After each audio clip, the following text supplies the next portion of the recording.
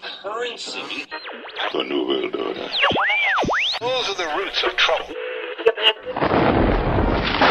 I imagine that right now you're feeling a bit like Alice, tumbling down the rabbit hole. Let me tell you why you're here. You're here because you know something. What you know you can't explain, but you feel it. You felt it your entire life. That there's something wrong with the world. You don't know what it is, but it's there, like a splinter in your mind, driving you mad. It is this feeling that has brought you to me. This is your last chance. After this, there is no turning back. You take the blue pill, the story ends. You wake up in your bed and believe whatever you want to believe. You take the red pill, you stay in Wonderland, and I show you how deep the rabbit hole goes. All I'm offering is the truth, nothing more. For we are opposed around the world by a monolithic and ruthless conspiracy that relies primarily on covert means for expanding its sphere of influence, on infiltration instead of invasion, on subversion instead of elections, on intimidation instead of free choice, on guerrillas by night instead of armies by day. It is a system which has conscripted vast human and material resources into the building of a tightly knit, highly efficient machine that combines military, diplomatic, intelligence, economic, scientific, and political operations. Its preparations are concealed, not published. Its mistakes are buried, not headlined. Its dissenters are silenced, not praised. No expenditure is questioned, no rumor is printed, no secret is revealed. But I am asking your help in the tremendous task of informing and alerting the American people. And now, welcome to another episode of Down the Rabbit Hole. Here's your host from federaljack.com. It's Popeye. Ladies and gentlemen, welcome to another live edition. It is April 11th, 2014, the Friday edition of Down the Rabbit Hole. I am back live again tonight. Yes, I had to take last night off as an emergency. As I was chatting with my guest and telling him about right before we came on, I had a severe allergic reaction yesterday, and it put me in the hospital. So it pretty much took me out of the game for the whole day yesterday. It was actually a very scary thing. Make sure you know what you're allergic to. Make sure your doctor knows what you're allergic to. I know it's hard to find out. There are allergy tests. Look into it. I'm telling you, it was really, really, really scary yesterday. When I woke up, my body was in anaphylaxis, and it was not good. And I ended up going to the hospital. And there was a chance. I mean, they were honest with me. I mean, my throat was closing up and everything. And I've had this happen before. And there was a chance that it could have killed me. So yesterday was a pretty interesting day, to say the least. Anyway, that's where I was, just in case anybody was wondering why out of nowhere I put a rebroad on yesterday and I threw it up on Facebook and in the chat really quick, but I really didn't let anybody. There was really no warning because, as I said, I really didn't have any idea that was going to happen. So that's where I was yesterday, but I'm okay, back better than ever, good to go. And tonight, I was not going to miss tonight. It didn't matter if I was if I had to take an IV of Benadryl and adrenaline shots. I was going to be live tonight because I had a very special guest scheduled tonight, and I was not going to reschedule this broadcast. No, sir. So without further ado, let's get right into it with my guest, my good friend, occult specialist extraordinaire, Mr. Mark Passio. Mark, welcome back to the broadcast. Popeye, as always, it's great to be here. Thanks so much for inviting me back. And I should actually say occulted information specialist. That's what I like to call you.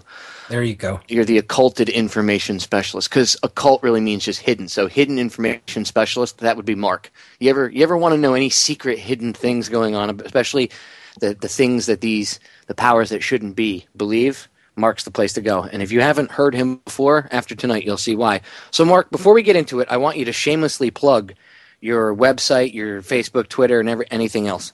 Sure. My main website is whatonearthishappening.com. There's a huge body of information there, mostly in the form of audio in the podcast section. That's the place that I tell people, really, if you want to go on the deep journey, to begin there and listen to the podcasts in order at your own pace. Not out of order. Don't skip around. Go back to number one and listen in order forward at your own pace. And if you put that investment of time and attention, your entire worldview will change and will come into a state of a high level of awareness regarding what's really taking place in our world and what the causal factors that are driving that condition are. That's the thing that I believe sets my work apart, is that I delve into the causal factors, whereas many other people focus on just the symptoms. If we don't understand the nature of a problem, we're not in an empowered position to solve that problem.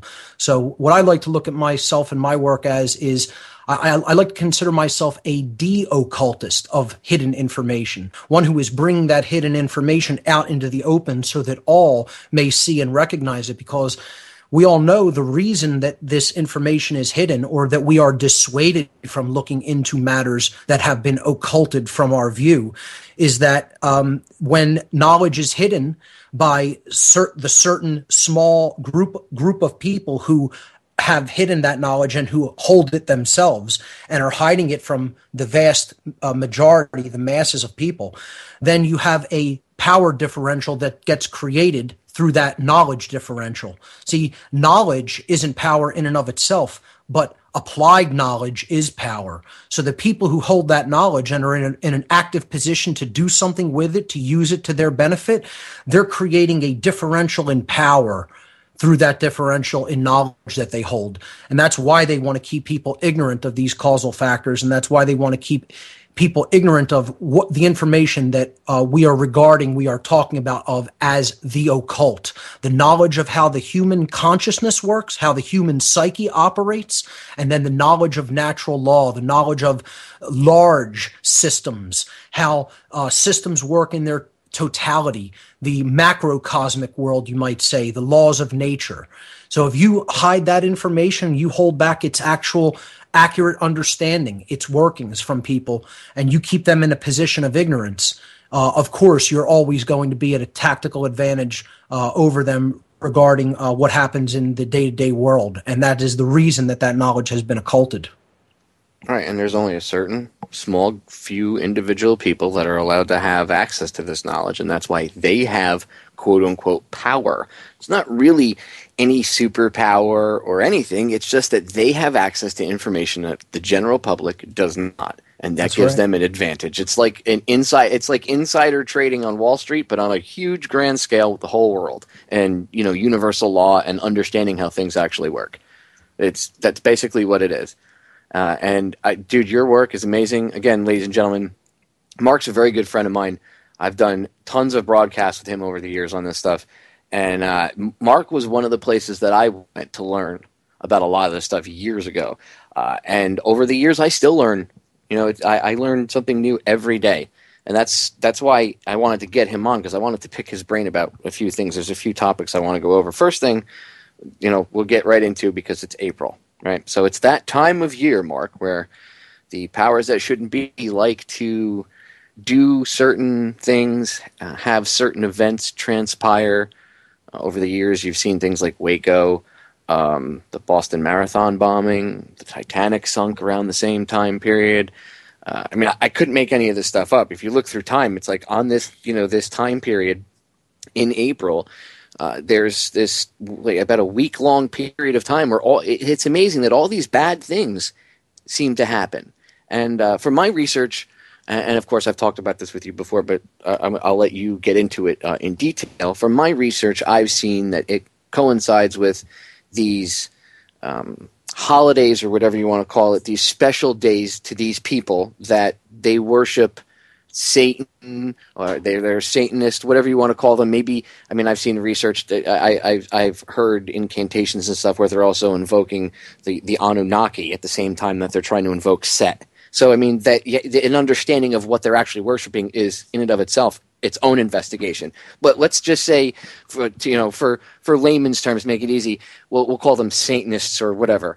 And it's around this time period that these events seem to happen.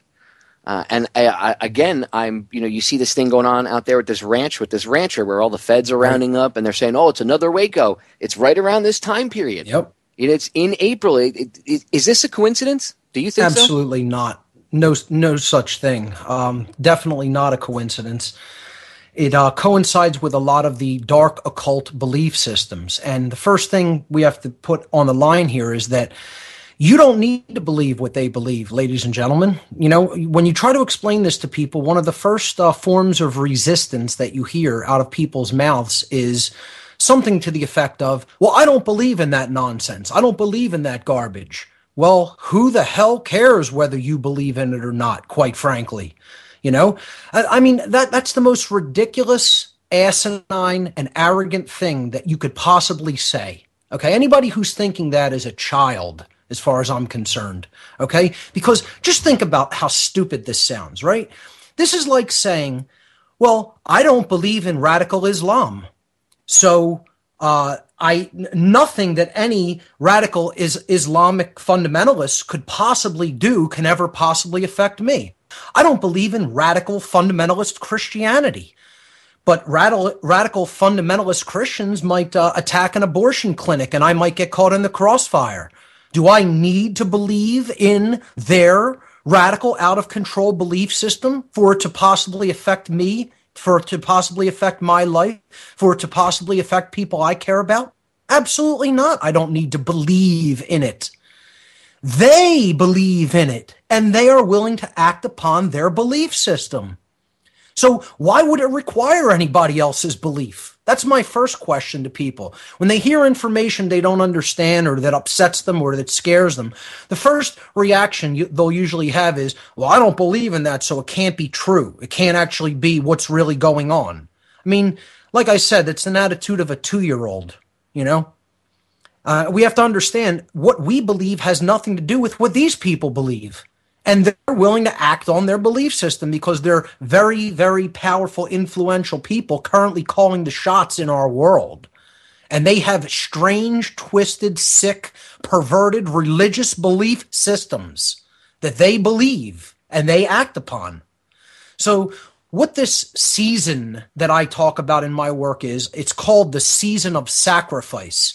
People think that blood rituals and human sacrifice stopped long ago in the ancient world, like people stopped doing that. Nothing could be further from the truth, ladies and gentlemen. Blood rituals and human sacrifice continues on into the present day. It just takes different forms.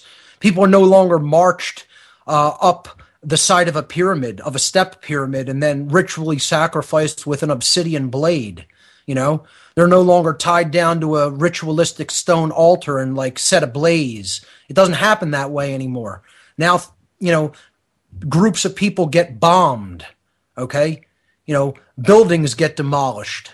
People get shot up in schools. That's the modern form of human sacrifice. That's how it works in the modern day.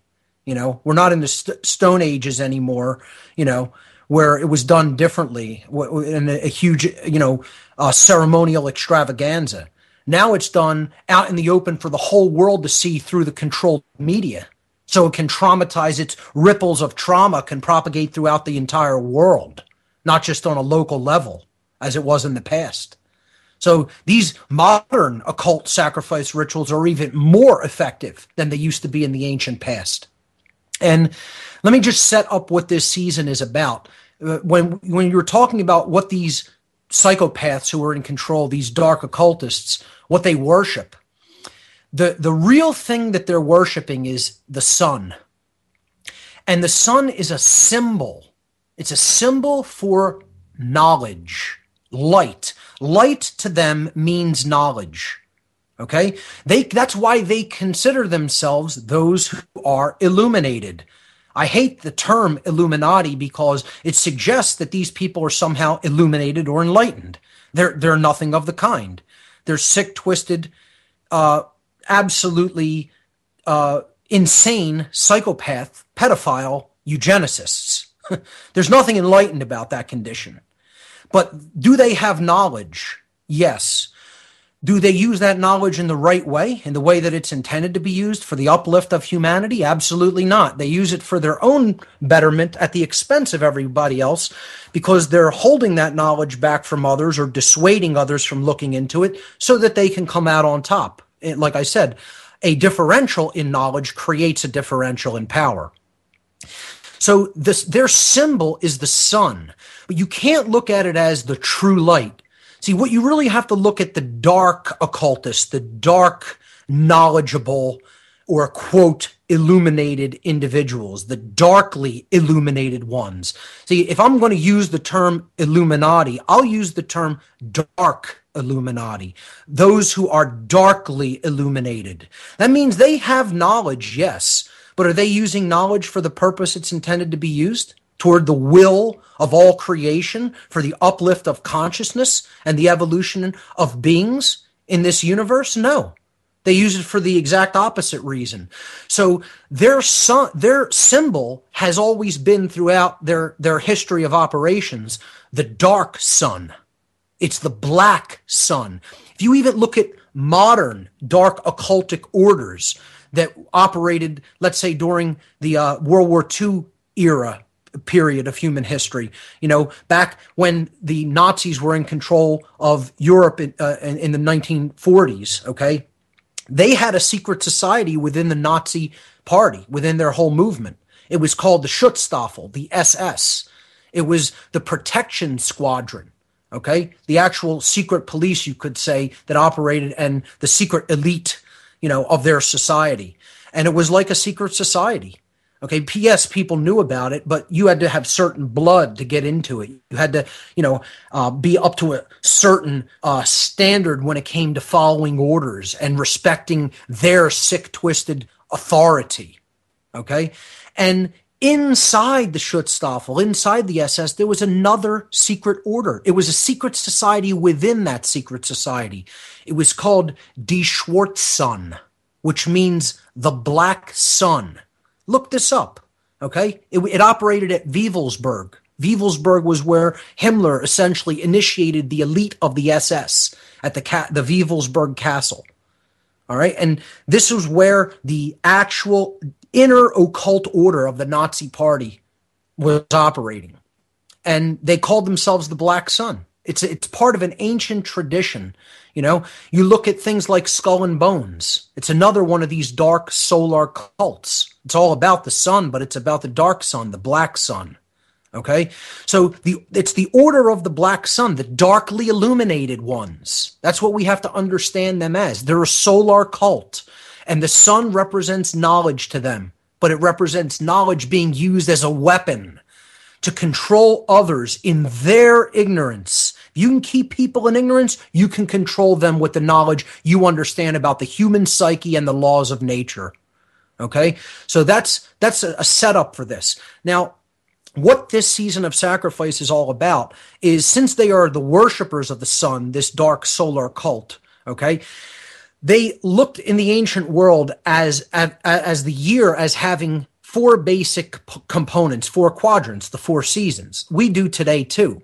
But what they would do is they would literally draw the year as a circle, and it would comprise the 12 houses of the zodiac within this circle. If you have a 360-degree circle, you break the circle into 12 houses, or 12 equal components, 72 degrees each. Okay.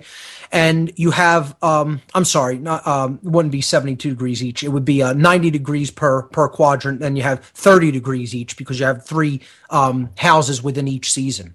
So you have 30 degrees within each house and 12 houses for a total of 360 degrees. And they would break this into four quadrants separated by the equinoxes and the solstices. Okay. So you have to look at this as forming a huge cross on the circle. And then the sun would be placed on that cross. So you can see here's more astrotheological religious symbolism. The sun of God on the cross of the zodiac. God's sun, our star, okay? The sun, soul, all right?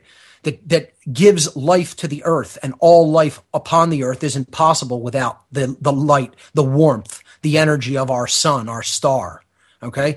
And they placed that on the cross of the zodiac. And then the two top seasons of the zodiac were spring and summer.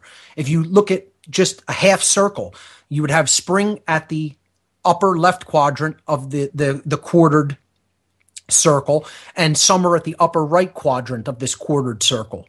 So you'd have those two seasons together form 180 degrees of that circle at the top of the zodiacal wheel, the zodiacal circle.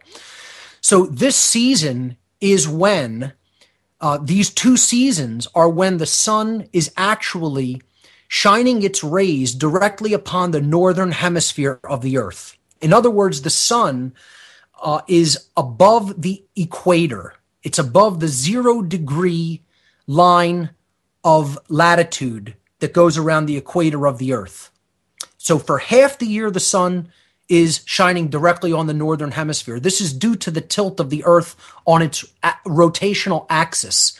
Okay, as the earth orbits around our star, the sun, it is actually tilted with respect to its plane of orbit at about a 23.5 degree, a 23.5 degree angle. This is what creates our seasons as the earth goes around the sun. When it is pointed away from, directly away from the sun is at a 23.5 degree south angle. It's in the southern hemisphere. This is the lowest point of the sun's power with respect to the northern hemisphere, okay? Because the earth is actually pointed away from the sun at that time of the year. And that's called the winter solstice. Then the other solstice is the summer solstice. That's when the earth is actually pointed toward the sun with respect to its rotational axis around its plane of orbit around the sun.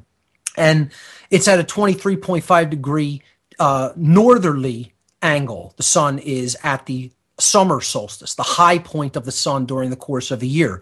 So the sun just keeps making this trek of, it's at its high point at the summer solstice, then it goes down to the equinox, the fall equinox, then at the winter solstice, it's at its low point of power at 23.5 degree south latitude, and then it just keeps repeating that. It goes back up to the spring solstice, spring equinox, and then it goes back up to its high point of power at the summer solstice again. That's the sun's trek during the course of a year, and this was tracked by the zodiac. It was tracked by the constellation of stars that the sun rose in front of each morning.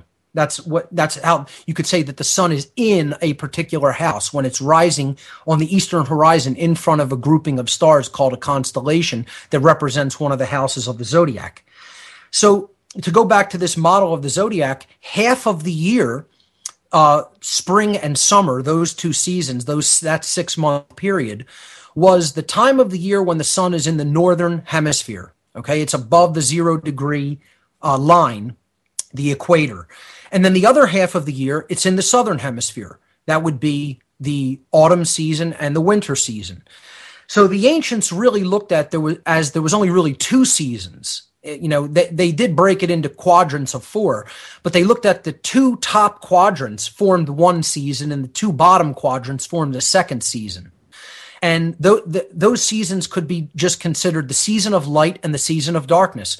The season when the sun was in the northern hemisphere, in which time you could plant and grow crops to sustain you throughout the rest of the year.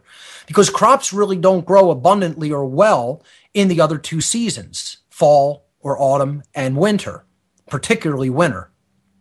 So they called those 2 seasons the season of darkness or the season of death. And conversely, the upper portion of the zodiac, the spring and the summer, was considered the season of light or the season of life.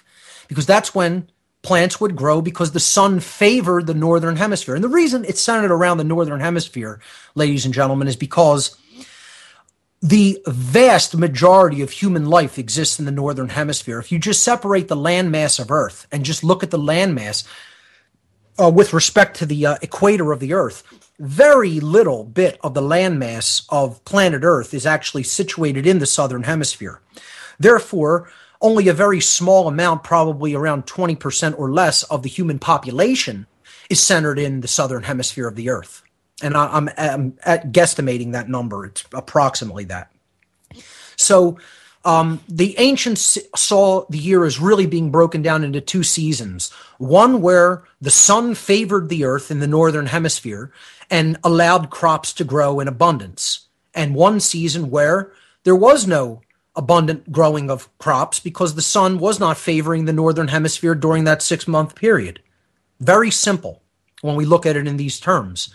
So if we look at the growing season or the season of life, the season of light, okay, as having these 2 quadrants, okay, spring and summer seasons, all of the planting for any crops that are going to sustain life throughout the 6-month period of darkness and death, the fall and winter season, okay, would need to be done as early as possible during the season of life and light. It makes sense, right? You're going to plant your crops. You're going to do it as early as possible when the sun is beginning to favor the northern hemisphere and shine its light onto the northern hemisphere of the earth. Okay, because that's when it's going to activate those seeds and they're going to eventually grow. And then you're going to have a harvest around midsummer sometime, or possibly even earlier.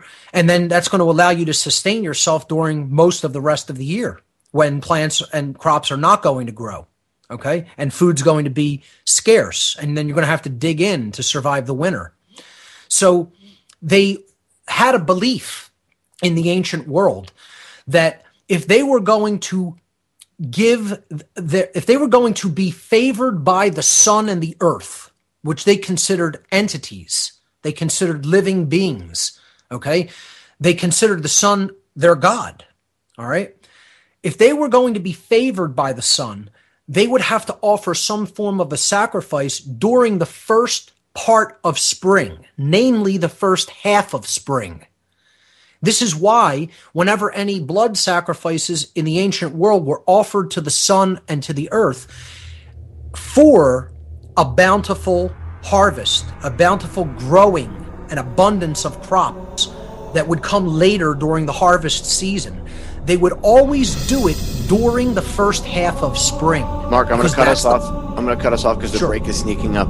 Ladies and gentlemen, don't go anywhere. We're back in 3 short, quick minutes. When we do, we're going to pick up right here. Do not leave. Stay tuned. We are back, ladies and gentlemen. Mark Passio and myself have been discussing the season of sacrifice. And when we got cut off, Mark was going right into, he just finished up, but I had to stop him, and I want him to rewind a second, maybe about a minute, and go over that again, because he was explaining to everybody why this time of year coincides with all of these sacrifices, these blood sacrifices that you see. And he was explaining how it's all connected to the ancient world. And if you think that the ancient world isn't connected to now, you're wrong. We were laughing during the break. The only thing that's really different is we have computers and smartphones and stuff. That's it. They still do barbaric things. It's the same evil psychopaths in power. Nothing's really changed. Our perception has, because we think we're so sophisticated, right, Mark? Yeah, I mean, we think this stuff doesn't go on anymore. It just has taken a different form. But the same cults that have run the world still run the world today. They're just much better hidden because they've convinced people pretty effectively that they don't even exist. Yet there's symbolisms all around us. Their signature is on everything. It's all there, hidden in plain sight for people who are conscious enough to see, who want to come out of their slumber and stop pretending that they're free and that this is such a wonderful place and it's somehow, evolving into a better world, Yeah, I don't see that. It can do that, but we're a long way from it. We have to wake up, folks. We have to understand we need to put this to a rest. We need to put this cult down at some point. We have to take our power back from it and tell them that we're not their slaves, and they're not going to do these rituals that they've been doing unchallenged. They've gotten away with it unchallenged because of our ignorance, But, more people are waking up to it and seeing the pattern, especially around this time of the year. I get lots of emails, people telling me, everything you're telling me, it's been confirmed with everything that's going on. It's only about seeing patterns, and these patterns are really there. They're not imagined patterns, and they come from knowledge about these people's belief systems and how they work and how they have worked since the ancient world. So, people need to look into this stuff. They look into it, they'll understand what I'm telling them is accurate. I'm not making any of it up. You could research it all yourself. It's all there. It's not really hidden. It's not really occulted. It's just they've dissuaded a lot of people who think that they're, again, so smart and sophisticated and, things are so evolved from how they were in the ancient world that, no, none of this is real. None of this is happening. They've just dissuaded you from looking into that knowledge. You know, if you can make people not even want knowledge, you don't have to hide it deliberately from them. Why go through all the trouble of having to confiscate it and hide it and kill anybody who has access to it, you know, when you could just say, oh, there's nothing to that, nothing to see here, folks. And then it's all right out there in plain sight, but nobody understands it because they don't understand how these symbols work. They don't understand how their belief system works. Once you understand that, you could see their signature everywhere. So I'll go back into why they performed these sacrifices at the time of the year that they did. It's because at the beginning of spring would be the time that the sun has risen from the tomb of the southern hemisphere, the place of death and darkness. Okay, when it is not favoring the northern hemisphere, where the majority of the population of Earth live, and the majority of the land mass that is the carrying capacity for the Earth, because that's where crops grow. Okay, so when it would emerge from its, quote, tomb or its place of death, the sun, God's sun, would emerge from its tomb of the southern hemisphere into the northern hemisphere. That was the time to offer some sort of a sacrifice to this entity so that you would appease it, you would please it, and then it would shine its rays down upon the earth, and that would connect with the mother, the earth. Okay, and then you'd have a bountiful planting season, which would lead to a bountiful harvest. And then you and your society and your people would be sustained throughout the season of death. You know, the dark period of the year where crops did not grow. Okay, and then you would survive till the rising of the sun again the next year at the spring equinox. So the time period that they did this was the first half of spring. See, they celebrated the halfway points of the season. Again, the cross or the quadrant delineation points of the zodiac are the equinoxes and the solstices. They form the cross of the zodiac. But there was a second cross. It was the midpoints of each one of the seasons. This is where a major celebration would be conducted in the ancient world by different, traditions, occult traditions, pagan traditions, religious traditions, you name it. But they always celebrated during the midpoints of the seasons. It was kind of like a marker point, like we're halfway through this time period. Okay, so let's have a celebration to reflect on the past and look forward to the future. The main celebration, however, was the midpoint of spring. This was the highest holy day on the ancient occult calendar. Okay? It still is the high holy day of the modern occult calendar. It's called May Day, or the midpoint of spring, and in the modern day it has been called Walpurgisnacht. Walpurgisnacht is spelled Walpurgisnacht, Walpurgisnacht. And it means the night of Walpurgis, or Saint Walpurgis. It's a German saint. So in the ancient world, this was simply referred to as the midpoint of spring, the fertility rites of spring, May Day, a little bit more recently, and in the modern occult season, Walpurgisnacht. This was referred to as one of the four major Sabbats. Again, the lesser of the Sabbats. There were four lesser Sabbats, and they were the solstices and the equinoxes. But they had major Sabbats, or celebrations, or holidays, holy days, if you will. And the most prominent among them was May Day, May 1st. This is the midpoint of spring. It is the midpoint of one of the four fixed signs of the zodiac, Taurus. Taurus is the earth sign of the zodiac. So each one of the seasons is ruled by an element: earth, air, water, and fire. Earth rules the season of spring, and its zodiacal symbol is Taurus the bull. Again, an earth symbol. Okay, so the fertility rites of spring were celebrated at May 1st, on May Day. And it was a celebration of life, because this is when things were starting to really come to life, because the sun was starting to favor the northern hemisphere again. Okay? So when life is springing up and plants are and flowers are sprouting and growing, and things are starting to look good for humanity again, because its best friend, the sun, which gives it life and light and energy, is prominently rising in the northern hemisphere, heading toward its high point of power at the summer solstice. This was something to celebrate, and it was a time where a lot of sex rituals were also held during this time period. Again, it was fertility rites. It was not only about life regarding the sun and the earth, but life regarding human beings. And this is when people were encouraged to essentially propagate their genetics by copulating and having children. So it was a very celebratory time of the year in the ancient calendar, but it was also the time of the year for blood sacrifices. And before this time, again, or the whole half of early spring, okay, the beginning of spring up to the halfway point of spring was considered the time that you would give sacrifices to the sun and the earth, to make a sacrifice. Again, this is the season we have Lent in, is it not? Prior to Easter, okay? Easter happens around this time of the year. It's the first Sunday after the first full moon after the spring equinox. That's when East Star is celebrated. People don't even just break down the word, real simple. The Eastern Star, Easter. It's named also after Ishtar, a goddess of the ancient occult traditions of Sumer and Babylon. Okay? The Eastern Star is the sun. That's what you're celebrating, the rising up from its tomb, rising out of its tomb and into the northern hemisphere of the earth, of the sun. Okay?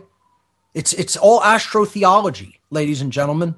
I'm not discounting the words of Jesus. I'm not discounting the philosophical message, the spiritual message, regardless of whether you believe in him as a historical personage or not. And that's not the point. I'm trying to explain astrotheology is the underpinning for this celebration called Easter. Okay? It has nothing to do with a man rising from the dead. It has to do with the sun rising from the season of death. Okay? So that was the first Sabbath. Then the other three Sabbaths were also associated with a respective sign, an elemental sign. The midpoint of summer, which was Lammas Day, August 1st, is ruled by a fire sign, Leo. Okay. Again, think about it. You have the earth being celebrated during spring by the sign Taurus, the fixed point in the middle of spring, the spring season. Then you have the fixed zodiacal house of Leo, the fire sign. Again, this is when the sun is at its high point of power in the middle of summer. So these are around the dog days of summer. Okay. And the sun has become a roaring lion in this season. He's a charging bull in the spring season, charging toward his high point of power at the summer solstice. And then during the summer season, his rays are in full, burst. The lion with its roaring, mane, the lion's mane, that's how the sun was depicted in the summer season. And it's a fire sign. That's when the sun is at its highest point of power. And then what starts to diminish fire is water. When the sun goes back into the season of darkness at the autumn equinox, passing the equator on its way down in power and into the southern hemisphere, the midpoint of the autumn season was a water sign, Scorpio. The sun has now been stung by the venom of the scorpion, and he's now diminishing in his strength. And the water is quenching the fire of the summer season. Okay? And the sun is now making his way down to its lowest point of power, the winter solstice, December 22nd. I'm sorry, just to backtrack briefly.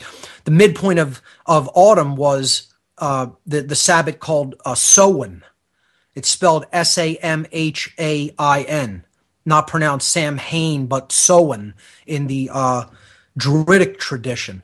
This is, of course, October 31st. This was a time of reflection, a time to reflect upon the season of death and to remember lost loved ones. And that's why it's around the time that we call All Hallows Eve. It means all souls, okay?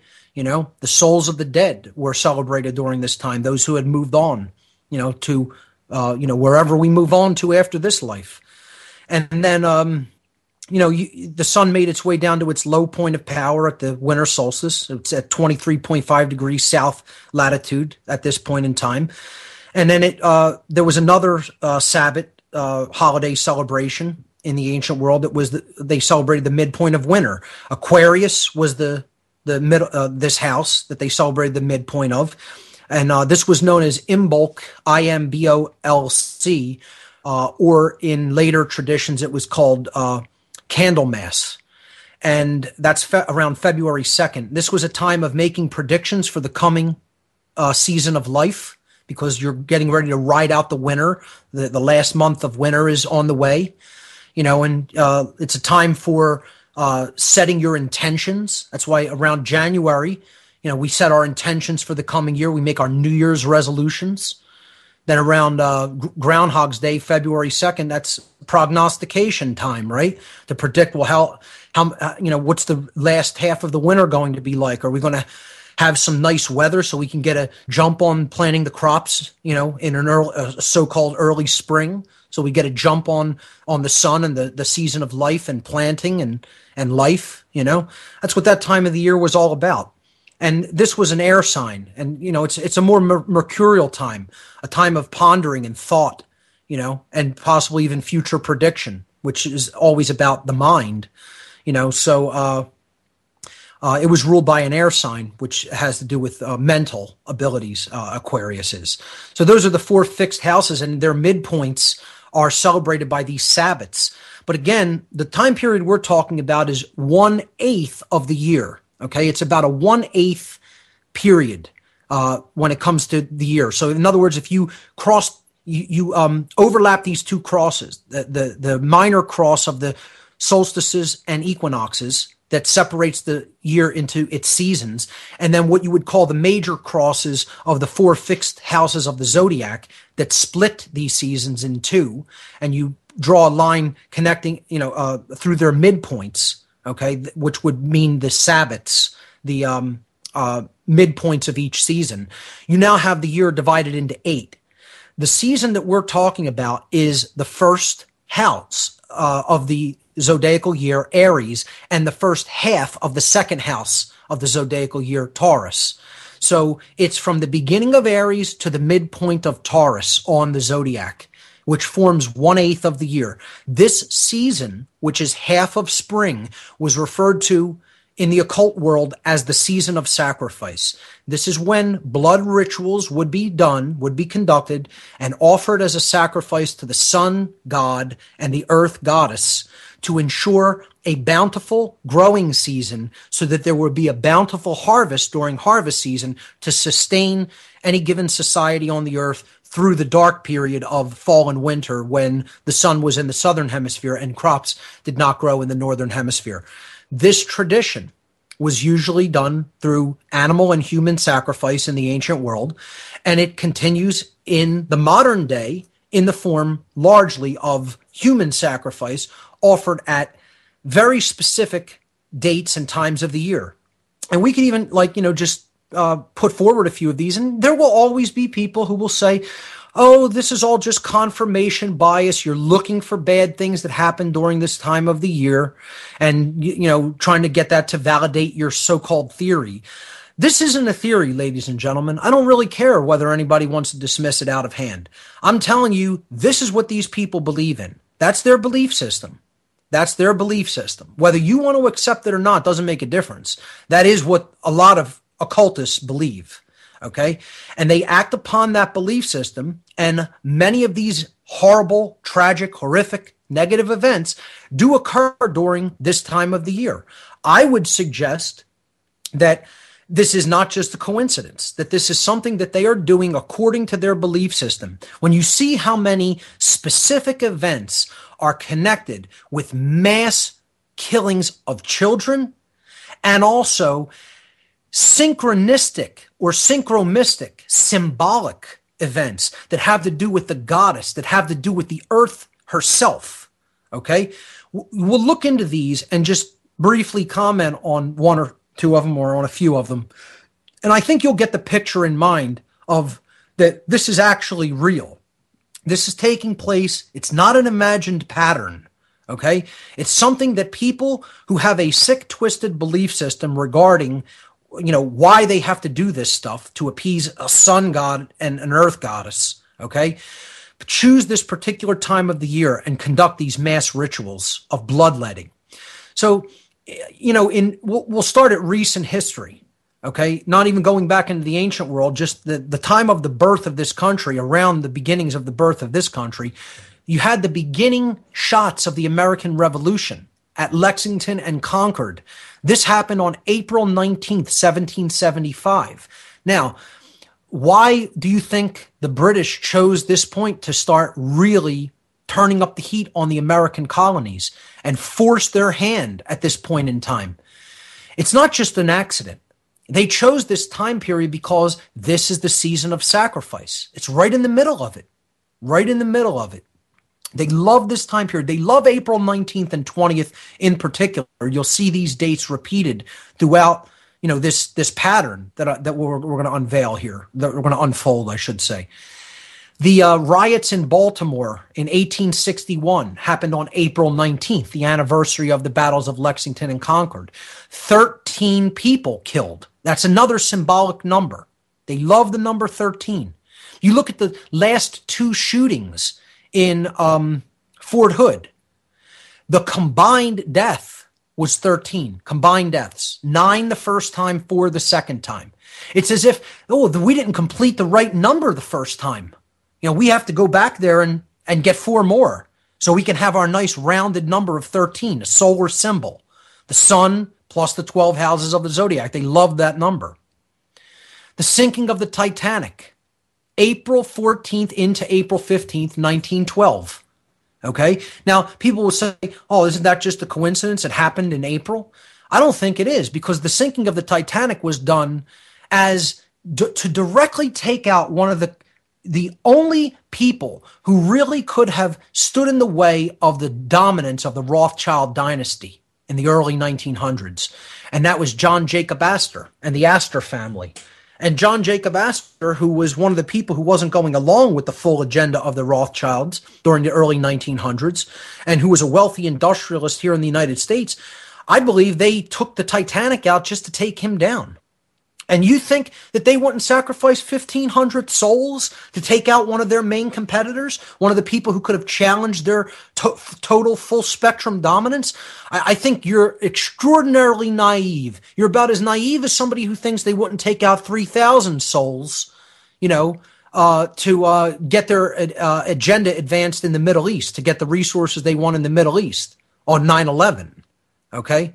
That, anybody who thinks that these psychopaths aren't crazy enough to do something like that, aren't bloodthirsty enough to do something like that, very, very naive person. You're not crazy about the Titanic either. I did, over the years, I've done broadcasts on this every year.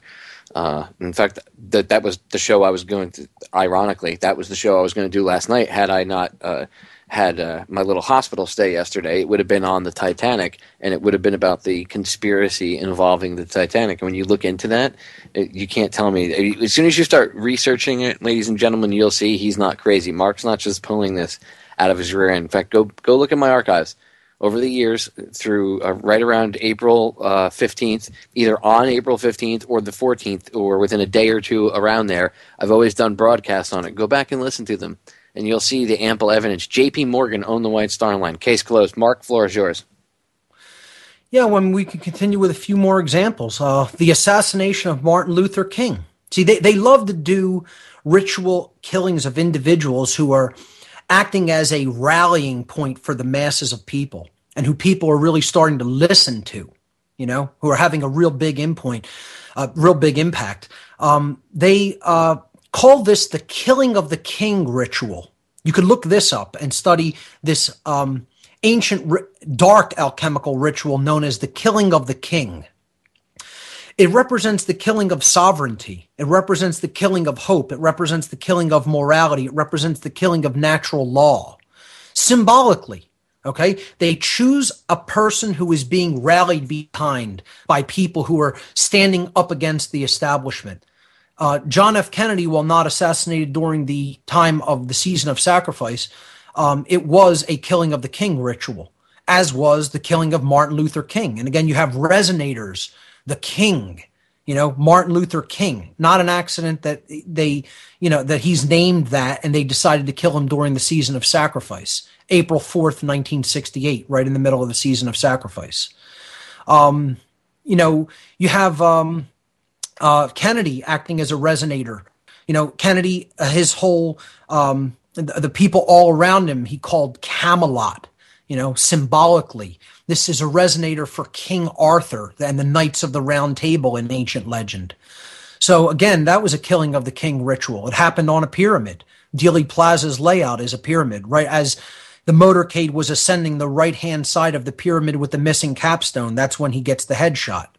Yep. Not an accident, highly symbolic, highly occult, high occult symbolism involved in the whole thing, and then the subsequent cover-up and the magic bullet theory. Waco, we brought that up earlier. April 19th, 1993. Now we're going to get into much more modern examples of blood sacrifice rituals during the season of sacrifice. The Oklahoma City bombing, April 19th, 1995. The massacre at Port Arthur, Australia. And again, there's another killing of the king ritual. Arthur, Port Arthur, King Arthur. Okay?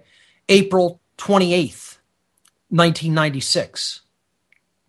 The Heaven's Gate cult suicides in San Diego, March 26th, 1997, at the beginning of the season of sacrifice. Again, Heaven's Gate, there's that resonator with the divine again, the king, heaven, the gates of heaven, I would suggest this is about destroying the gates of heaven, closing the gates of heaven through death, okay? Mass death. And obviously, trauma-based mind control, involved there without any question. Clearly, all of those people were under some heavy-duty CIA mind control. The West Side Middle School Massacre. Again, they love killing children during this time of the year in Arkansas. March 24th, 1998, the beginning of the season of sacrifice. Here we have some goddess symbolism, the Columbine High School shootings, April 20th. Again, April 19th and 20th, they love these dates, right in the middle of the season of sacrifice. And April 20th is also the birthday of Adolf Hitler. So April 20th, 1999, the Columbine. And now you have goddess symbolism interjected as well.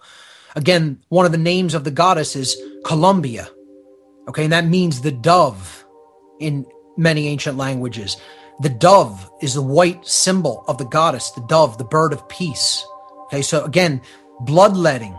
A lot of times you'll see doves used in ancient sacrifice rituals as well. It's the spilling of blood. It's the killing of the goddess. It's the killing of care. It's the killing of peace. Mark, I'm going to pause us right there because at the top of the hour break is going to sneak up on us. Yep. When we come back in on the other side, we'll recap the list and then pick up right there at Columbine. As I said, ladies and gentlemen, this is the season that they love to see bloodbaths.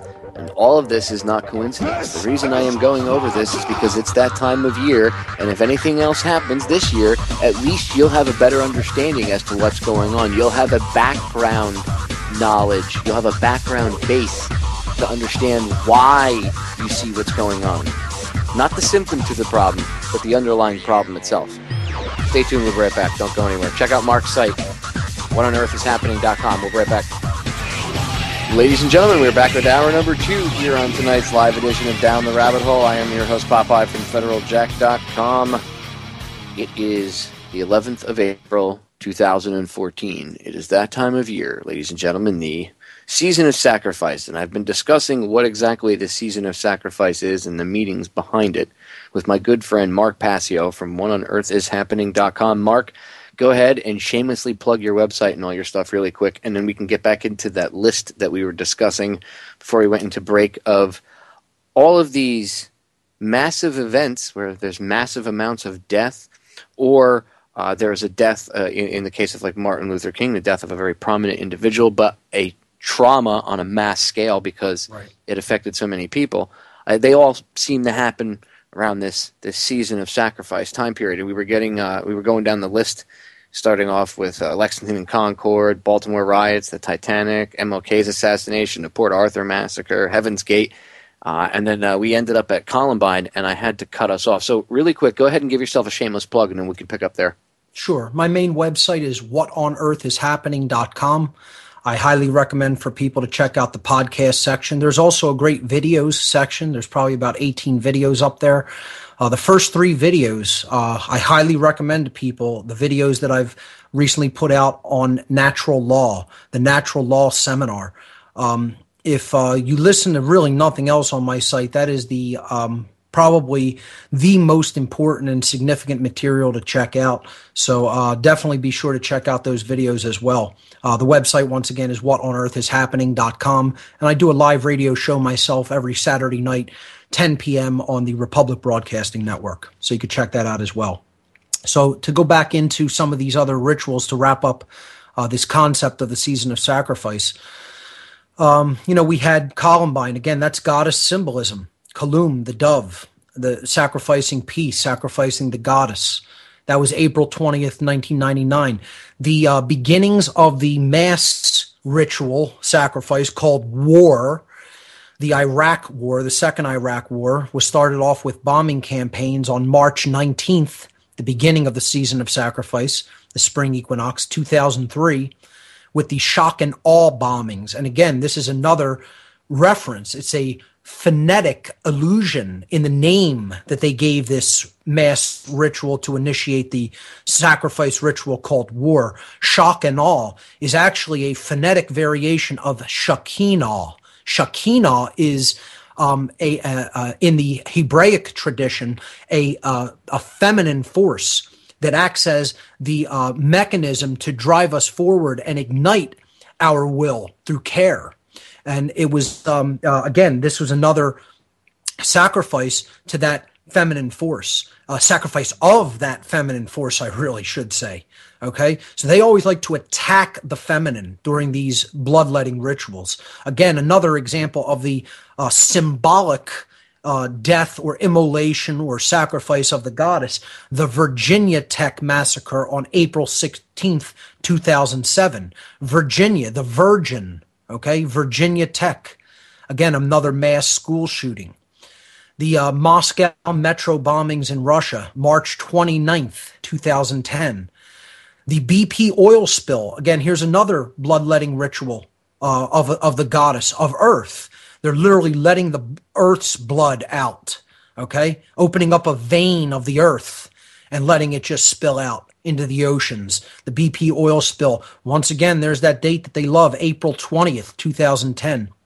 The invasion of Libya for another mass sacrifice ritual called war, March 19th, 2011. How many times have we already repeated March 19th and April 20th and April 19th? They love these dates. Love March 22nd is another big one too. The Boston Marathon bombings of just last year, April 15th, 2013. And now 2 ritual sacrifices already, possibly a third. We had the Fort Hood shooting, and we had these stabbings in Pennsylvania, mass school children stabbings right here in my home state out by Pittsburgh. All right. Again, the Fort Hood shooting happened at the very beginning of the season of sacrifice this year. 4 more people killed there for a total of 13. So then you had this mass school stabbing in Pennsylvania, and now we have this standoff in what is it? The state of is Nevada. it Texas? Nevada. Yeah, out in Nevada, the Bundy Ranch. In Nevada, the Bundy Ranch standoff. And they're referring to it as a new Waco. Quite possibly. I think if the American public allow that to become a new Waco, I don't know whether we even deserve what is coming down upon us. After everything that we know this government has been doing, if people don't put that situation to rest by whatever means they need to put it to rest, okay, and get out there and support these people against a land grab, because that's all this is. It is a land grab for resources because they want to frack that land. That is what this is ultimately about. And we're just going to let the government just continue to steal unchallenged. It's a disgrace. This country is just an absolute disgraceful group of cowards, what we are becoming. I would suggest militias just need to get out there in mass numbers and defend that place, period. That's what really needs to occur. That's what it looks like is happening. part of me wonders if they're doing this on purpose to try to draw that out to create a bloodbath. If they know that they can elicit a response from the militias like that and bring militias out. In a lot of ways, if not, what is the militia for? What is the ability to keep and bear arms in a distributed sense, which is what a militia means? And this is a good time to talk about the Second Amendment, actually, because a lot of people still don't understand this and still debate it when the people who put it in place were so clear about its intent that I don't know how anybody could have ever used more clear, precise, non-ambiguous language. Okay? You know, the militia came from the ancient Latin term militium vulgarum. That is where militia is a truncated English word. This is one of the first things people do not understand. And you say militium vulgarum to people, and they'll look at you like you have 6 snakes growing out of your neck. They've never even heard the term before. Okay? It means the full strength of military power present everywhere, meaning diffused throughout the entire population. Just think about that. That is the actual translation of that Latin phrase where we get the term militia. Militia, again, is a truncated word in English. It comes from a Latin term that is truncated into a shortened English word. So the term militia in English means, literally, it is derived from the ancient Latin term militium vulgarum. Now, when we use the word vulgarum, now people hear the word militia, and of course they associate it with the military, and it is associated with the military. It doesn't mean that it is the military, however. It has associations with the military because the word militium in Latin means having to do with the military or on par with military strength.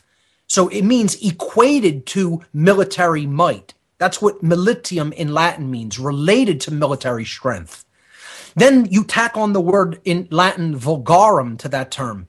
Vulgarum, it's where we get the English word vulgar from. And the phrase vulgar Latin meant the type of Latin, the everyday colloquial style of Latin that was spoken everywhere throughout the Roman Empire. It means present everywhere, distributed throughout the whole. And if you just think about these two terms together, this is exactly what militia means. That the founders intended for military strength, military capability to be present everywhere throughout the entire country, the entire nation. All of the people would be able to wield collective military power so that no standing military that might ever develop on American land could ever take over the people. And certainly the people would be in a position to defend themselves and their lives and their freedom and their property from oncoming attackers from foreign military. That's the reason this was put in place. When people say, what do you need an AK-47 or an AR-15 or an FNFAL in your home for? The answer is because the people need exact military equivalent power to the standing army that is in our presence, called the military and the police. Because once they have a tactical advantage insofar as they have better equipment and arms than the people, you have the conditions of tyranny in place already. So when people say, well, you think you should have an AR-15, does that mean you should have a tank? Yes. Yes, it does. It absolutely does mean that if the military has a tank, the people should have a tank. Should we have a B-2 bomber? Yes, the people should have B-2 bombers. Yeah, how about that? Should they have nuclear weapons? Well, if the military has them, then the people should have them. Okay? Once you let a group of people calling themselves a standing military of a government have superior weaponry to you, you're already in tyranny. You're already there. And the founders of this country clearly understood that. They clearly understood it. And, someone would try to argue and say, well, I don't know about nukes because our founding fathers didn't have that technology. Well, maybe that ought to make us think about the technology that we use as weapons. The founders would have immediately said, even in the modern times, first of all, they would have been abhorred to even see that we are allowing a standing military to be kept. That's unconstitutional on its face. Not that I put any, sacred nature to the Constitution, but they insisted that no standing military be kept by this country. Okay? They wanted the people to be the military strength. That's what they wanted to act. And if they needed to raise a standing army, it would be done for a specific purpose, a specific threat, and then it would be dissolved after that, not to be kept standing, because they knew that military and police forces were the number one cause of tyrannical conditions.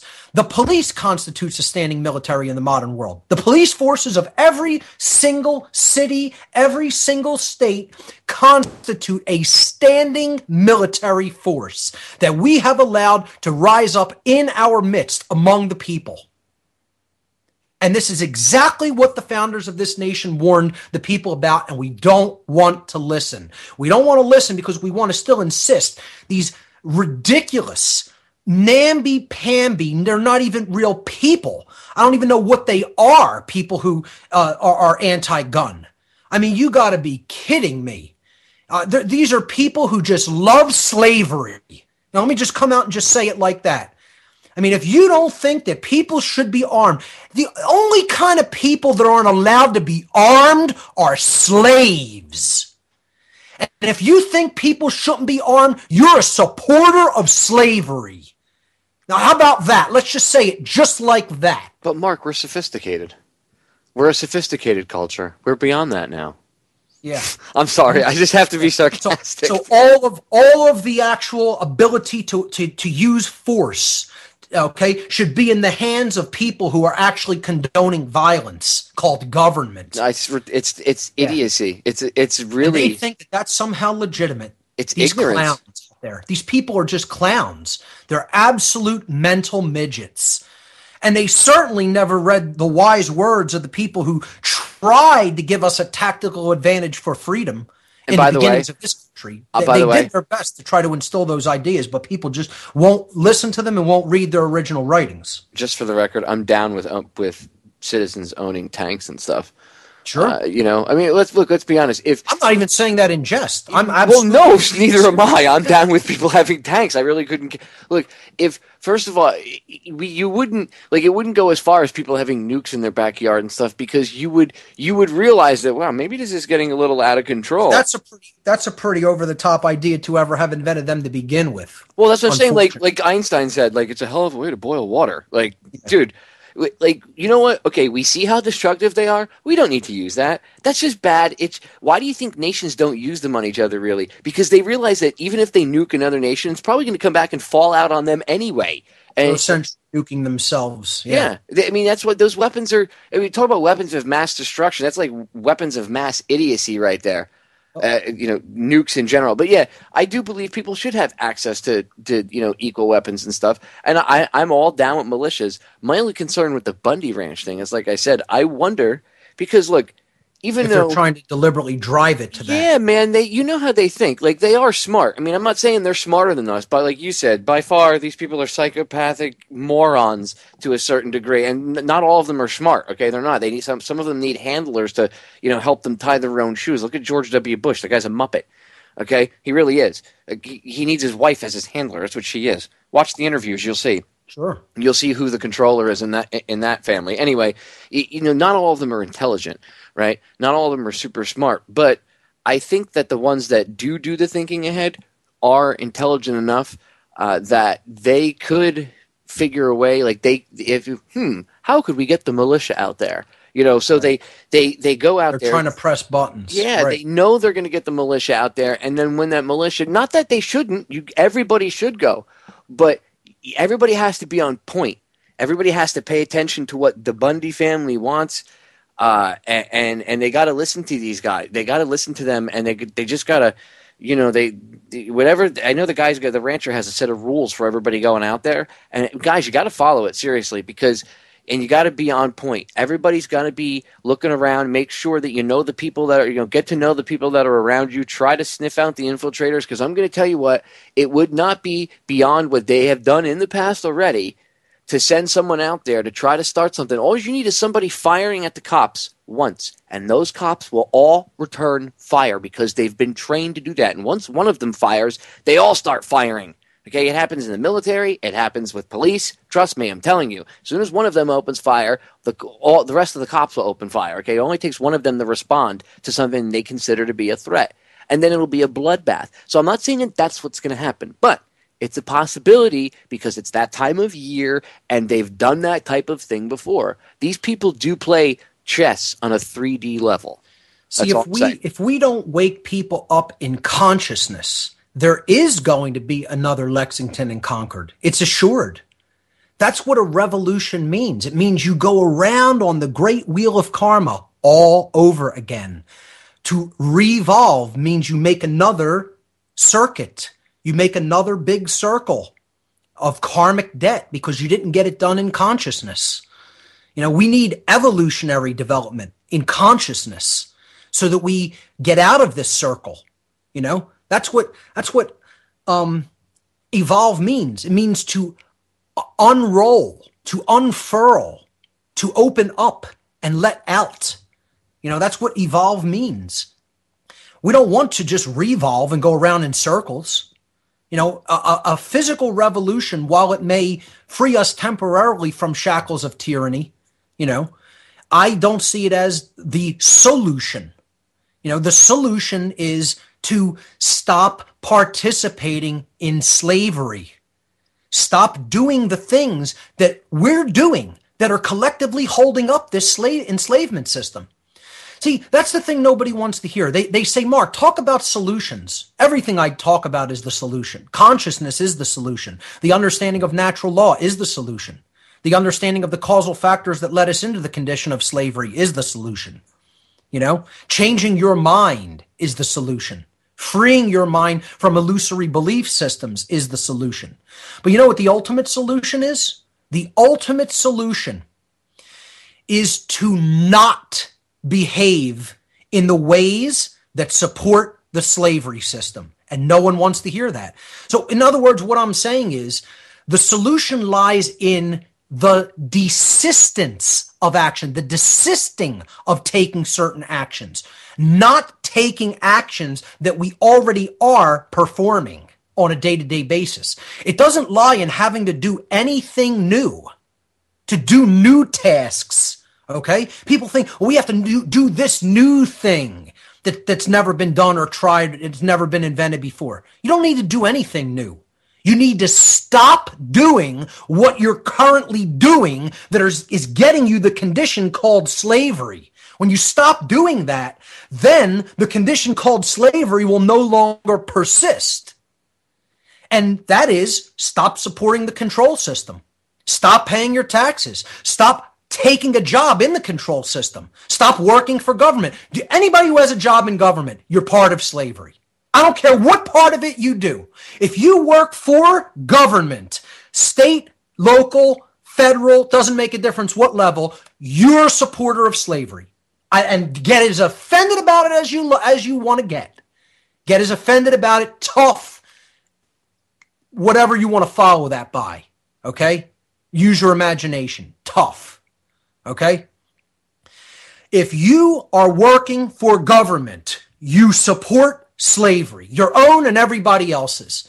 So what's the answer? Quit your job is the answer. Stop doing that job. Okay? Stop paying into the income tax system, regardless of what might happen. I'm not paying into the income tax system. I don't care what you did to me. I'm not giving you a dime to support mass death and pedophilia. It isn't going to happen. I know what they're doing to children. Factually, definitively. Okay, I know what's going on behind the scenes. You think I'm going to participate in that and still try to call myself a moral individual? Not going to happen. And this is the problem. Too many people are cowards and won't step up and stop doing what they're doing to support this system of slavery. They're cowards. Cowards. Okay? The answer doesn't lie in having to do anything new, folks. You know, Quit your control system job. I want to start a campaign somehow to get to the people who are awake to the control system that have a member of their family that is working in the control system. This is an idea I'm just starting to formulate. It's in the infancy stages of formulation in my mind. I'm just starting to talk about it with some other people. I want to start some form of a campaign that we propagate this through all internet radio channels, all alternative media channels. And it's a campaign. We set a date where everybody who is aware of what's going on in this world and wants to change it, any of them who has a family member who is in the police, the military, or the government, okay, in any capacity, supporting the slavery system, working for it, regardless of that's their only means of income, they can't put food on the table any other way, they can't pay their bills any other way, it doesn't matter. Does not matter. The people who are associated with them, engage them. We start engaging them and we set a time period of like 6 months to a year. And you tell them the whole time, I'm going to bring information to you about what you're doing, why it's immoral, why it's wrong, why it's supporting slavery. And you do that through a whole 6 month to a year period. And you tell them the whole time, I'm going to keep bringing you information, whether you want me to even tell this to you or not, whether you're comfortable with me telling this to you or not. Okay, I'm going to continue to talk about this. I'm going to continue to expose it to you. I'm going to continue to bring it to you, no matter how much discomfort it brings up, no matter how much uncomfortable situations it brings about in the family. And then you're going to set a date at the end of this campaign to say, if you will not leave this institution of slavery, you will not stop doing this activity. You have to do this with absolutely no support by me, your family member. I want to call it cut off the causers, the people who are actually causing the problem. We need to cut them off from our lives. We need to say to them, you're going to stop doing this system that is enslaving all of us, or you will have absolutely no emotional support from me, absolutely no physical presence. I don't want to be in your physical presence anymore. I'm disowning you as a family member. I'm disowning you as a friend. Now, how many people would be committed and willing to go that extreme on somebody that they know and possibly even care about? Very few individuals would. You want to know why? Because most of them are cowards too, that don't want to do this work of influencing other people. They don't want to get up in somebody else's face and say, hey, what you're doing is immoral. It's wrong. It's wrong. Okay? You are the one who is advocating violence. Violence. And say, if you're going to continue to advocate that position, you're going to have to do it without my presence and support in your life in any way. In any way. So, how many daughters or mothers or wives or sisters, women would be the most powerful factor in this to the women within the sound of my voice. You want to step into your true power as a woman, as a female, as the sacred feminine embodiment? You take the information to the male people in your lives. Because let's face it, they're the control system. They're the control system. Without men actually doing the task of enslaving other human beings, okay, it's not going to happen. Men are the problem here. I'm not saying women's minds are, somehow not as screwed up as men's minds are, but ultimately when it comes down to it, if we're honest with ourselves, men do the physical task of enslaving people. Okay? They're the people you have to reach, the men in the police and the military. And the people who are going to be the most effective and powerful in reaching those people's minds are the women in their lives. Well said, there Mark. It's been said. Well said. I'm going to cut us off right there because the break's sneaking up. Ladies and gentlemen, don't go anywhere. You don't want to miss the last powerful segment. If you go back in my archives, ladies and gentlemen, and you listen to the occult aspects of 9/11, I think it was about 2 years ago, Mark and I did this. I think it was in 2012 we did it. The occult aspects of 9/11. We talked about how that day the sacred feminine was attacked. And it was, even though it was not killed because their ceremony was not completed, and I urge you to go listen to the broadcast so you understand what I'm talking about. In fact, I have it up on YouTube. Just go on YouTube and type in the occult aspects of 9/11. It'll be on one of my Federal JackTube channels or my DTRH Radio Archives channel. It's on all of them, or at least the 2 or 3 of them out of the bunch. You can watch the slides as Mark and I are talking, and you can see what he sent me images. And I'm going to do the same thing for this broadcast too when I put it up on YouTube. Mark's going to send me some images and stuff, and I'll put it up in there. But the attack on 9/11, it threw, even though it was not completed, it threw the balance of masculine and feminine off. And that's why you see this aggressiveness, this over-aggressiveness that you see since 9/11, this overbearing police state. Everything is force and death and destruction.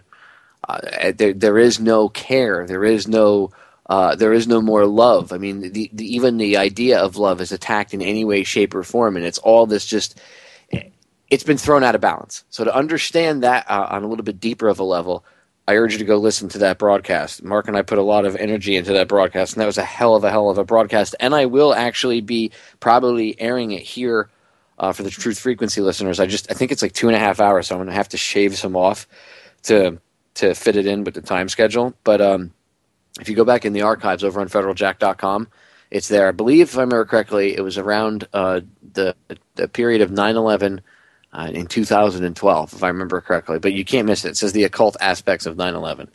And it threw off this balance of masculine and feminine. And that's why, you see this. That's what Mark is talking about. And, when you talk about the sacred feminine and stuff, Mark, inevitably you're going to get called a New Ager. You're going to get that label. Look, I've told you, I've discussed this with you before. Every time you and I do a broadcast and I put it up on YouTube, I get at least one idiot who comments and says, and by the way, this is for you, idiot, who's going to comment on this YouTube version on an archive.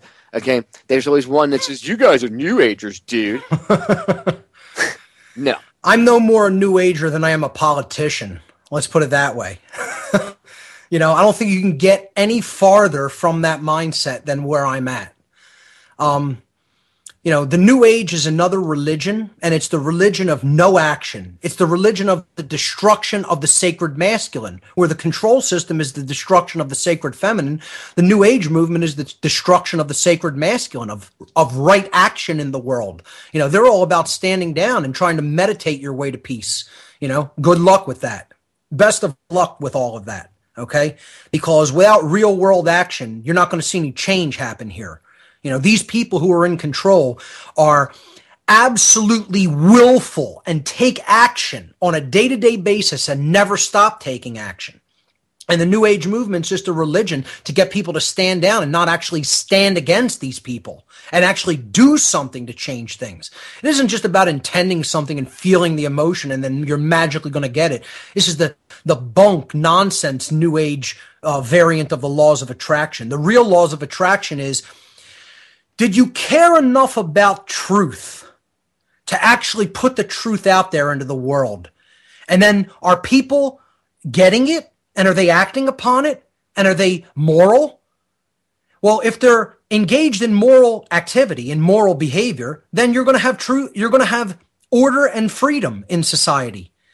And if people didn't listen to the truth and they're engaged in immoral behavior, because they're doing things that they have no right to do because they're causing harm to others by taking those actions, by taking people's rights away, by taking people's property away, by hurting people when they have no right to attack them or aggress upon them, then you're going, and it's the whole society is acting like that and has hence become immoral beings. You're going to have a society that degenerates into disorder, chaos, and enslavement, which is what we have going on right now. See, ultimately, you referred to our show on 9/11.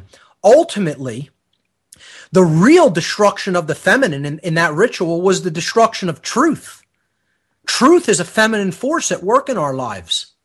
It's that which we must open ourselves to receive. We have to align ourselves with the feminine, to be receptive to that which is. We didn't do that as a collective, as a people, as a society when it came to 9/11. Most people are still in absolute cognitive dissonance denial regarding the truth of the events of that day. And that's why we're going deeper and deeper into bondage. The more and more you keep refusing truth, the more and more you keep refusing that which is, the more and more you keep saying, no, I refuse to engage and look at what is. And this is what the New Age movement's all about. Not looking at what is, not looking at all the negative stuff that's going on in our world because, oh, that makes me uncomfortable. I don't want to be brought down. I want to go into a blissful state brought on by hours and hours of meditation and yoga, which are just pumping tons of, morphins and, endogenous morphins into my body, endorphins. They're called endogenous morphine chemicals, And that all that does is put somebody into a stand-down state. Nietzsche called religion the opiate of the masses, right? Well, that's what the New Age movement has become. What does an opiate do? It calms you down. It nods you out. It makes you not active. Makes you not actually get up and do things. That's all the New Age movement is. It's the new version of the opiate for the masses. It's the new religion. That's all. I'm against all forms of religion. Because I know what religion is. Religion is a dogmatic belief system that holds you back from the truth.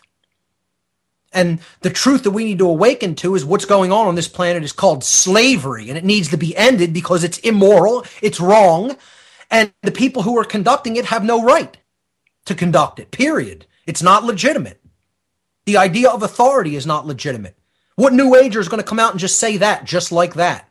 Find me one. You won't. You won't do it because what they are a bunch of sweet-talking cowards. What's so New Age about that statement? Is there anything New Age about that statement, folks? From day one, I came out and called the New Age movement a bunch of inactive cowards. From day one, starting to do this work. Just because I happen to say some of their ideas are valid and are true doesn't mean everything that comes out of any New Ager's mouth is false. Who would make a blanket statement like that? There's a lot of people I don't generally agree with about their overall mentality and ideology that I could say this particular thing you're saying is true, but that doesn't mean I agree with your overall ideology. So just because I may agree with a few things that the New Age movement does generally talk about and put out there regarding consciousness, etc., doesn't mean I'm a New Ager. Nothing could be further from the truth. But it's not their original concept either. So exactly. It's not it's just them borrowing from an older tradition and putting it into their own words and terms. Exactly. It's not like you stole it from them. They took it from somewhere else. They took it from the same place that you got it from. It's just they're twisting it for their own whatever. This is another concept. There's nothing new under the sun. You hear this constantly in comments, on little comments by little boys and girls who are doing nothing. Okay, they're holding their private part in their hand. Okay, that's really what they're doing. Okay, and complaining about somebody else's work. When you type their name into a search engine, and you know what comes back? Goose egg. Goose egg comes back. Okay, because they're not doing a damn thing with their time. Zero. But they'll say, this isn't anything new. I've heard all of these ideas somewhere else. It's just all being put together and presented in, his style. No crap. You figured it out, Sherlock Holmes. There is nothing new under the sun. There's nothing new I could come here and tell anybody. It's all there. It's always been there. The truth. Congratulations, sir. You've discovered that truth has always been here. It is singular and eternal, and there's nothing you can do to eradicate it. All you can do is align your perception to it or not. That's what the phrase, there's nothing new under the sun, means. So of course there's nothing new in what I'm talking about. Nothing new. Don't expect any new material. There isn't. The truth is the truth and remains the truth. The end. For all eternity, whether you like it or not, no matter how much that wounds your precious little ego, little boys and little girls, get over it. You're here to align your perceptions to what is and stop thinking you're the arbiter of truth. You're here to see the world as it really is. That's what awakening is all about. It's not about meditating your way into a blissful drug-induced coma. okay, in which you stand down and take no action. It's about seeing the world as it is and coming to the accurate recognition that the condition that it is in is called slavery. And then, you know what your work is to do after that? End that condition. To end slavery is the great work. And you can only end slavery when you change the mind of the people who continue to conduct it. So that's what the work that we are up against to do is. It is to get into the mind of the people who continue to do the actions that uphold the condition of slavery and change their mind by an act of will. By an act of will. And you know what? When people hear that, they want to run into a hole. That's what the real great work is? You're telling me that's what I'm here to do? I'm supposed to influence the mind of other people by constantly talking to them, by constantly speaking the truth to them? Yeah, that's your work. That's exactly it. So my question is, who's doing it? Who's doing it? You know who's doing it? A piss in the pot. That's who's doing it. A tiny little paltry piss in the pot. A tiny fraction of humanity's doing that work. That's why slavery goes on unchallenged in this world. Because people are shirking that work. They're shirking the mission that they came here to do. They don't want to take personal responsibility. They don't want to rock the boat. They don't want to make things uncomfortable between them and all the idiots they're surrounded by speaking the truth forcefully and unapologetically in everyone's presence, regardless of what mental condition they're in, whether they're ready to receive it or not. That's what needs to be done at this point in time. We're out of time, folks. The house is on fire.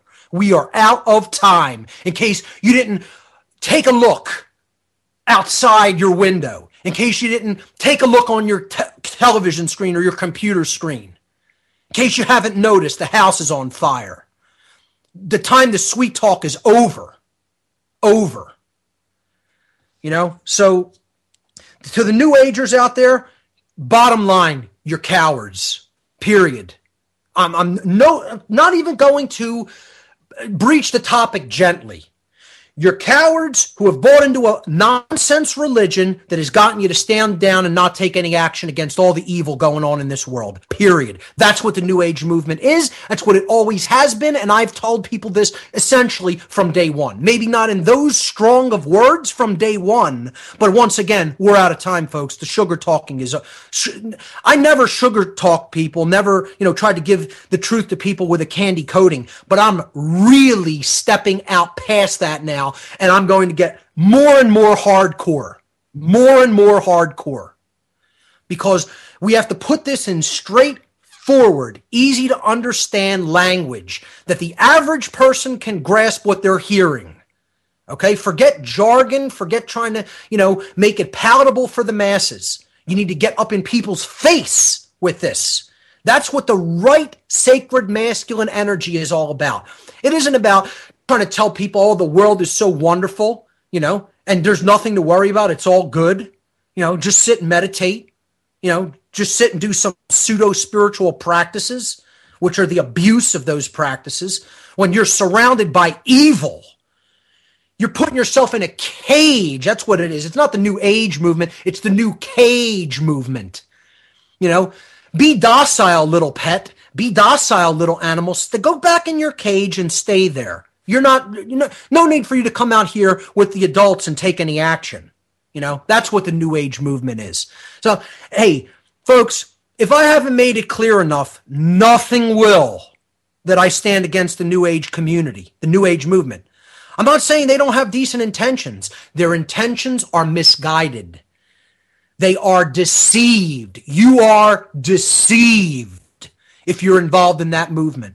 It's teaching pseudo-spirituality, not real streetwise spirituality. And you need to get out of that last cul-de-sac before the true alchemical spiritual gold, which is what real spirituality is about, which is about understanding we're in a condition of slavery. That's immoral. It needs to end. And we're the people who are going to end it. That's what being a spiritual being is all about. Well said. I end every broadcast with the solutions to our problems are an inside job. That's exactly what I mean. There it is. Stop looking to outside sources to be your Superman and be your own Superman. You don't need to have some schmuck in a pair of tights and a cape come up or a suit. I'm from your government. You be your own hero. If everybody started to adopt that attitude and had more personal responsibility with things, this crap would end tomorrow, and it would. Literally, it would change overnight because the way everybody thinks would change overnight, and everybody would stop tolerating this. And then that's right. The powers that shouldn't be wouldn't have any more power because their power is really false. It's from us. Yeah, it's from us. It's our minds that give them power. Once we realize that they're not really the powerful ones, it makes me wonder what kind of stuff they were, movie people throw inside. When you watch the horror movie Freddy Krueger, he was this big bad, oh my God, all powerful force. He could get the teenagers, except if they didn't fear him, and they didn't give him any power. And then what happened? He became insignificant. Right. Exactly. And that's how these people are. They are like, if you want to look at it like Freddy Krueger. Don't give it any power. Don't buy into it. And all of a sudden their facade of control goes poof.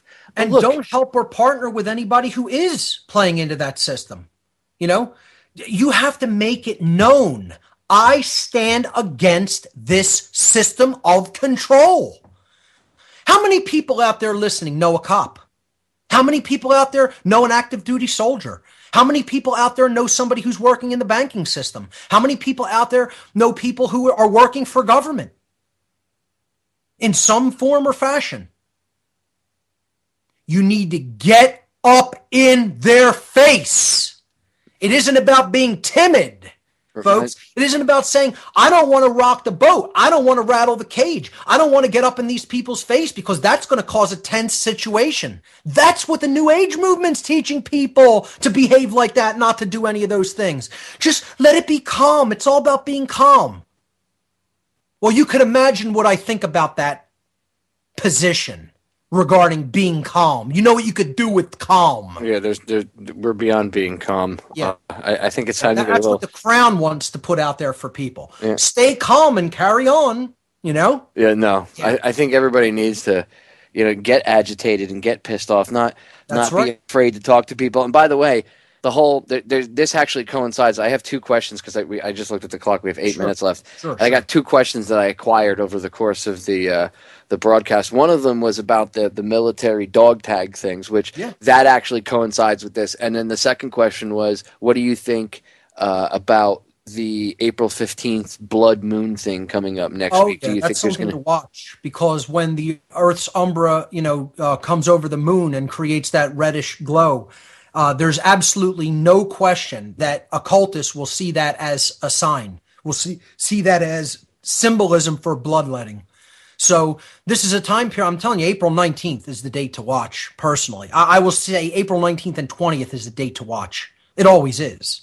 But April 15th, the lunar eclipse certainly will also be a time period to watch, and the time in between that segment. If something's going to go down, I'll make the prediction it will happen in that time period. If something larger than has already occurred in this year's season of sacrifice, you want to watch that time period between that blood moon lunar eclipse event and April 20th for sure.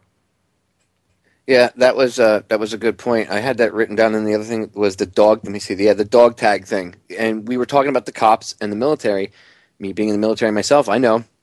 And we have dog tags, and you don't think about it. It's like a nickname, and you're in the military. It's like, I earned my dog tags. I went through boot camp, whatever. You don't really think about it, Mark, until later on. Calling you their animals, calling you their pets. Yeah, I thought about it. I was like, actual tags that would be put on a pet. And people can't see the symbolism. It's right in their face. How much more could it possibly be in somebody's face than that?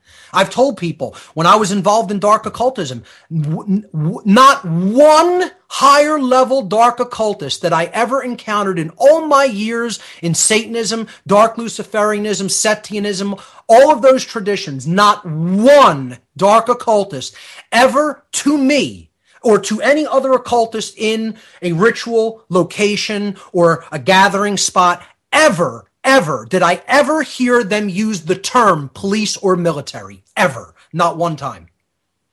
The only terms that they would ever use for these groups of people were our pets or our dogs. That's it. That's the only time. I didn't understand what they were talking about for probably months.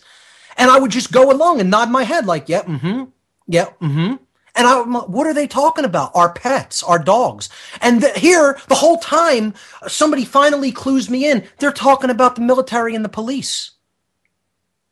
Months after my involvement with these groups started, I didn't know what they were talking about. And I would just nod my head and go along because I didn't want to look stupid. I didn't want to look like I didn't understand them. Yeah, that's their name for the people in those institutions. Our dogs or our pets. And that's the only thing I ever heard any high-level dark occultists refer to them as during my whole years of involvement in the dark occult.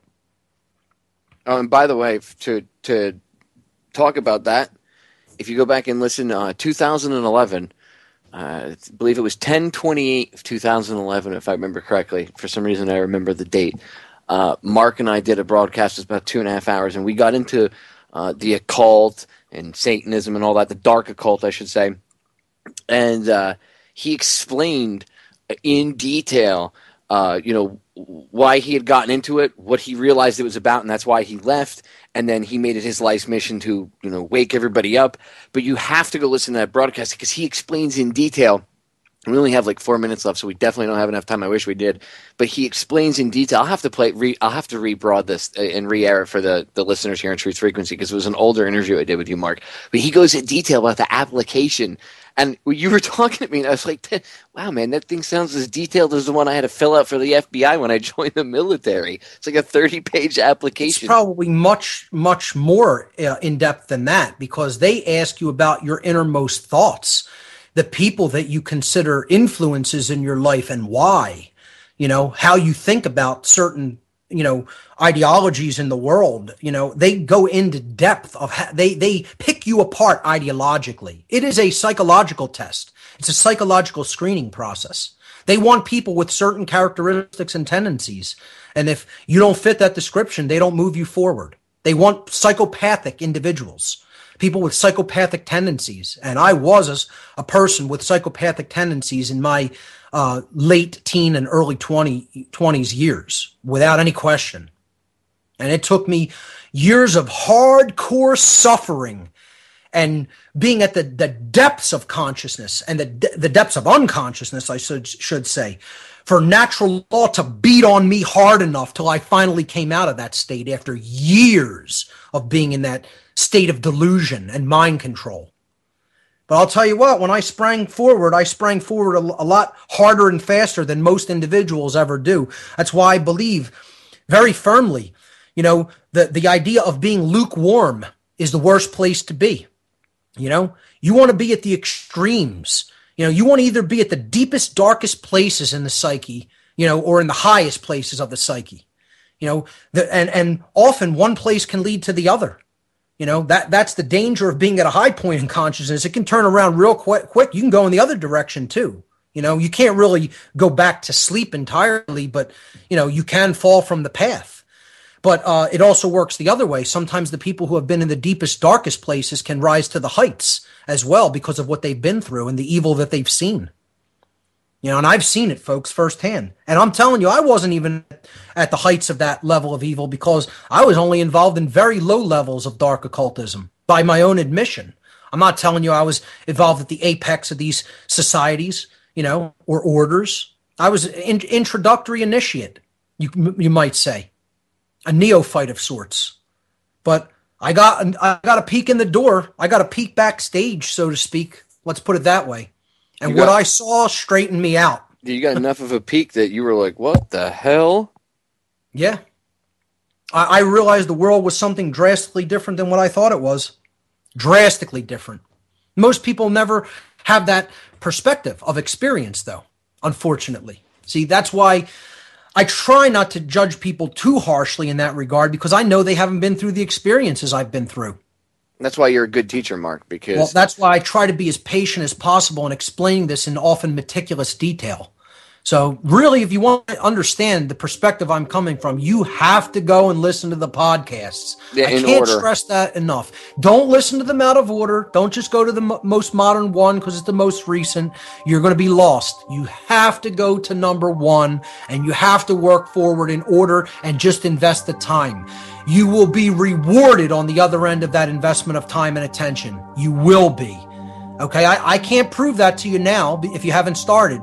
But all I can tell you is you do that investment of time and attention, you will be richly rewarded on the other side with an accurate understanding of what's really going on in this world. I can totally 100% agree. Mark, we are out of time. Thank you so much for coming on tonight, brother. Popeye, always a pleasure, my friend. Ladies and gentlemen, as I tell you every night, and as Mark and I were trying to drive home tonight in detail, the solutions to our problems are an inside job. You are your own hero. You can solve almost all, if not every single problem by yourself. Okay? Look to yourself. Look within yourself.